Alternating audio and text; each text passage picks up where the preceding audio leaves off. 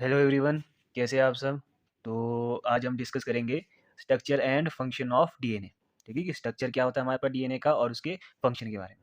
तो फर्स्ट जो हमारे को जैसे पता है कि जो डीएनए है वो क्या है, डीऑक्सी राइबो न्यूक्लिक एसिड। ठीक है, तो न्यूक्लिक एसिड क्या होंगे हमारे पास। Nucleic acid is a complex organic compound in a cell, जो कि इसमें फाउंड होता है, सेल के अंदर प्रेजेंट होता है। It contains special genetic instruction in coded form. ठीक है, स्पेशल जेनेटिक इंस्ट्रक्शन जो भी है हमारे पास फिजियोलॉजी या फिर एनाटॉमिक जो वो है इंस्ट्रक्शन है वो किस में कोडेड फॉर्म में होती है। ठीक है, and nucleic acid are of two types, DNA and RNA. ठीक है, डीएनए एंड आरएनए दो टाइप्स के हमारे पास क्या होते हैं, न्यूक्लिक एसिड होते हैं। जो किस में होंगे, जैसे हमको पता है डीएनए क्या हो जाता है हमारे पास, डीऑक्सी न्यूक्लिक राइबो एसिड, और ये क्या होता है, राइबोज न्यूक्लिक एसिड। ठीक है, तो इस वीडियो में हम डिस्कस करेंगे डीएनए। ठीक है, यहाँ देखिए, यहाँ पे क्या है हमारे पास, डीएनए। डीएनए क्या, डीऑक्सी राइबो न्यूक्लिक एसिड। तो हमारे पास जो फ्रेडरिक मिशर थे was first who discovered isolated DNA from the nucleus of pus cell. ये ध्यान रखना है हमने, एक नाम रखना है हमने दिया ध्यान, और एक पस सेल का ध्यान रखना है। DNA is a macromolecule in which large number of nucleotides, क्या large number of nucleotides are present. अभी हम देखेंगे कि न्यूक्लियोटाइड्स होते क्या है। And chemically a nucleotide has a three component. जो हमारे पास न्यूक्लियोटाइड है उसके कितने कंपोनेंट होते हैं, थ्री कंपोनेंट होते हैं। एक होता है हमारे पास नाइट्रोजन बेस, एक होता है हमारे पास शुगर, और एक होता है हमारे पास फॉस्फेट ग्रुप। ठीक है, ये तीन मिलकर क्या बनाएंगे हमारे पास, न्यूक्लियोटाइड्स। और लार्ज नंबर ऑफ न्यूक्लियोटाइड्स मिलकर क्या बनाते हैं हमारे पास, डीएनए। ठीक है, ये हमने ध्यान रखना है, ये बहुत इंपॉर्टेंट है। नाइट्रोजन बेसिस, शुगर और फॉस्फेट ग्रुप तीनों मिलकर क्या बना रहे हैं हमारे पास, न्यूक्लियोटाइड। और न्यूक्लियोटाइड मिलकर क्या बना रहे हैं हमारे पास, डीएनए। ठीक है, और जो हमारे पास इसमें नेक्स्ट है, नेक्स्ट जैसे हमारे पास जो नाइट्रोजन बेस है, जैसे हमने यहाँ देखिए ए पे क्या है हमारे पास, नाइट्रोजन बेस है। तो nitrogen base are of two types, दो टाइप्स के होंगे हमारे पास, एक प्यूरिन्स और एक pyrimidines। ठीक है, अब जो प्यूरिन्स है वो दो टाइप के होंगे हमारे पास, दो नाइट्रोजन बेस है, एडेनाइन और ग्वानिन। और यहाँ पे देखिए ये भी दो टाइप के हमारे पास, थाइमिन और साइटोसिन। ठीक है, तो हमने क्या ध्यान रखना, जो एडेनाइन है वो किसके साथ पेयर करता है, वो करता है हमारे पास थाइमिन के साथ। जो ग्वानिन है वो किसके साथ पेयर करता है, साइटोसिन के साथ। ठीक है, और इसको हम डिटेल में देखेंगे, इनकी बॉन्डिंग कैसी होती है, क्या इनके बीच का जो बॉन्ड होता है वो कौन सा होता है। ठीक है, वो हम इसके स्ट्रक्चर में देखेंगे।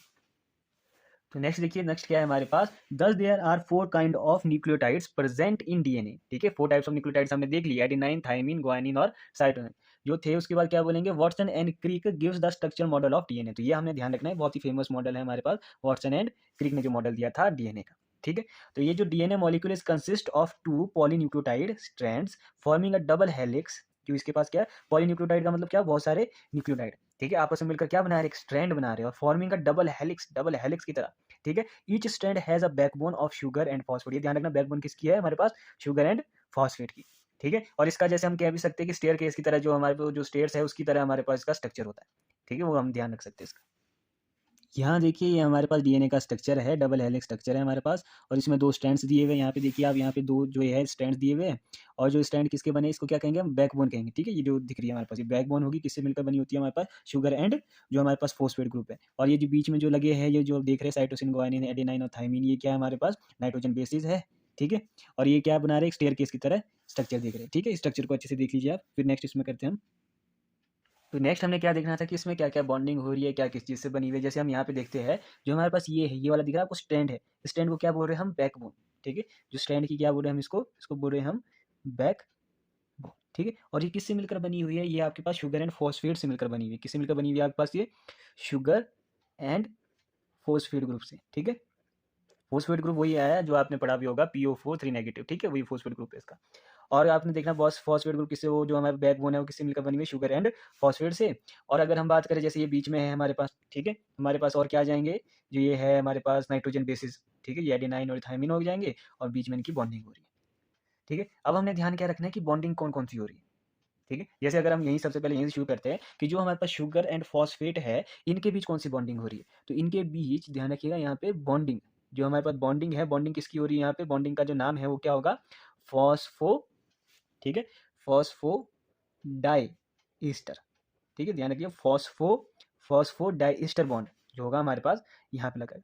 ठीक है, फॉस्फोडाइस्टर बॉन्ड कहाँ होगा हमारे पास, शुगर एंड फॉस्फेट के बीच। ये ध्यान रखना आपने, ये बॉन्ड्स काफी बार पूछ लेते हैं कि हमारे पास जो शुगर एंड फॉस्फेट है या फिर बैकबोन ऑफ डीएनए हेलिक्स है, उसमें कौन सी बॉन्डिंग हो रही है। तो आप बोलना कि जो हमारा शुगर एंड फॉस्फेट है उसके बीच फॉस्फोडाइस्टर बॉन्डिंग हो रही है। ठीक है, अब जो नेक्स्ट है हमारे पास, नेक्स्ट जो यहाँ पे देखिए आप, जो बैकबोन है और जो नाइट्रोजन बेसिस है, ठीक है, इनके बीच कौन सी बॉन्डिंग हो रही है। जैसे आप देख सकते हैं, जो हमारे पास नाइट्रोजन बेसिस है, ठीक है, बेसिस है, एंड जो हमारे पास आप लिख सकते हो बैकबोन है, जो हमारे पास फॉस्फेट एंड शुगर की जो बैकबोन है।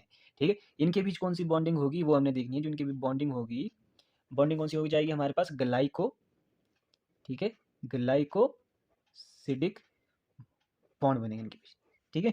ये आपने ध्यान रखना। अगर आप लोगों से पूछा जाए कि नहीं जो नाइट्रोजन बेस है और जो बैकबोन है या फिर शुगर के साथ जो बॉन्डिंग बन रही है वो कौन सी बॉन्डिंग है हमारे पास, ग्लाइकोसिडिक बॉन्डिंग, ठीक है। और जो तीसरी बॉन्डिंग आ रही है वो कौन सी आ रही है हमारे पास, जो नाइट्रोजन बेसिस के बीच है। नाइट्रोजन बेसिस के बीच कौन सी बॉन्डिंग होती है हमारे पास, वो है हमारे पास हाइड्रोजन बॉन्डिंग। जो हमारे पास नाइट्रोजन, ठीक है, नाइट्रोजन बेसिस के बीच जो हो रही है वो है हमारे पास हाइड्रोजन बॉन्डिंग, ठीक है। अब एक और चीज़ क्या ध्यान रखनी है, जो हमारे पास थाइमीन और एडिनाइन है, ठीक है, नंबर ऑफ बॉन्ड्स के बारे में भी आप लोगों से पूछ सकते हैं।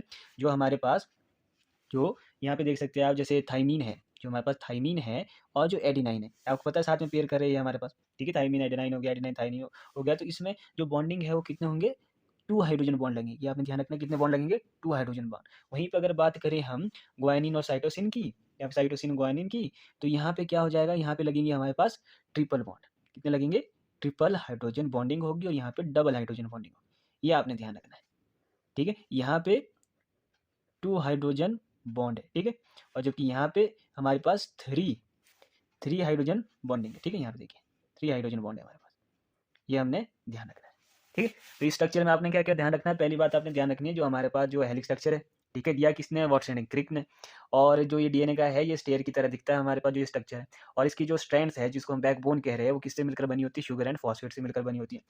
और शुगर एंड फॉस्फेट के बीच जो बॉन्ड है वो क्या होता है हमारे पास, फॉस्फोडाइस्टर बॉन्ड होता है, ठीक है। और जो हमारे पास नाइट्रोजन एंड बैकबोन, जो नाइट्रोजन बेसिस और जो बैकबोन के बीच, ठीक है, बैक बोन के बीच जो हमारे पास होगा इसमें, उसमें कौन सी बॉन्डिंग हो रही होती है हमारे पास, ग्लाइकोसिडिक बॉन्ड हो रही है, वो क्या बोलते हैं, बॉन्डिंग हो रही होती है। और हमारे पास जो अगर हम नाइट्रोजन बेसिस देखें, ठीक है, तो इनके बीच कौन सी बॉन्डिंग हो रही होती है हमारे पास, हाइड्रोजन बॉन्डिंग। और नंबर ऑफ हाइड्रोजन बॉन्ड अगर पूछा जाए, थाइमीन और एडेनाइन के बीच डबल बॉन्ड लगते हैं, और जो हमारे पास ग्वानिन और साइटोसिन उसमें बीच ट्रिपल बॉन्ड लगेंगे, ठीक है। ये आप लोगों ने ध्यान रखना है। तो यहाँ पे जो हमने अभी स्ट्रक्चर के बारे में पढ़ा उसे ही लिखा गया है यहाँ पे देखिए, यहाँ पे देखिए, nitrogen bases of 2 strands of double bond helix form a pair with the help of hydrogen bond. हमने देखा कि हाइड्रोजन बॉन्ड से वहाँ पे बन रहा है, ठीक है। जो नाइट्रोजन बेस आपस में किससे जुड़ रहे हैं वो लोग, हाइड्रोजन बॉन्डिंग से, ठीक है। फिर क्या पूछा यहाँ पे, आगे क्या बताया हुआ है कि एडेनाइन पेयर्स विद थाइमीन, ठीक है, whereas guanine pairs with cytosine, ठीक है। Adenine and thymine are complementary with each other whereas cytosine and complementary to guanine. ये हमको ध्यान रखना है कि इसे पेयर के लिए पूछते हैं कि साइटोसिन किसका लगता है ग्वानिन के साथ, एडेनाइन किसका लगता है थाइमीन के साथ। Hydrogen bonding between nitrogen base holds the 2 strands together. जो 2 स्ट्रैंड्स है वो बीच में किसके थ्रू लग रहे हैं हमारे पास, हाइड्रोजन बॉन्डिंग के थ्रू। हमने पढ़ा है कहाँ ट्रिपल बॉन्ड लग रहे हैं, कहाँ पे डबल बॉन्ड लग रहे हैं, ठीक है। This structure can be compared with the step of the spiral staircase, ठीक है। स्टेयरकेस से हम इसको क्या बोलते हैं, कंपेयर कर सकते हैं, ठीक है। जैसे मैम ने बताया था स्टेयर्स की तरह लिखते हैं।